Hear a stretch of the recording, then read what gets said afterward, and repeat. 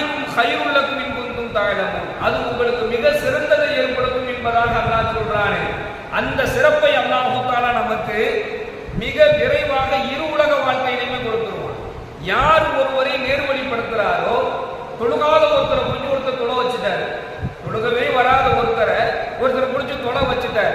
இப்ப ஸல்லல்லாஹு அலைஹி வஸல்லம் சொல்றாங்க, இவர் தொழுகுவதன் மூலமாக அல்லாஹ் அவருக்கு நன்மையை வழங்குறான். அப்போ சஹாபாக்கள் கேட்கிறாங்க, அப்ப இவர் தொழுவதன் மூலமாக நன்மையை அவருக்கு அல்லாஹ் கொடுத்துட்டா இவருக்கு நன்மை என்னாச்சு?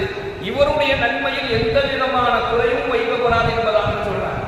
ஒருத்தரை கூப்பிட்டு நாம ஒரு நல்ல காரியத்தை இதை நீங்க செய்யுங்க என்பதாக கூட்டி விட்டுட்டோம், அல்லது ஒரு நல்ல காரியத்தை செய்வதற்கு அவருக்கு நம்ம ஆரம்பிச்சு விட்டுட்டோம் அப்படின்னு சொன்னா, அந்த நற்காரியத்தை தன் வாழ்நாள் முழுவதும் அவர் செய்கின்ற வரையிலும் அதனுடைய சவாபை அல்லாஹ் தஆலா யார் அதை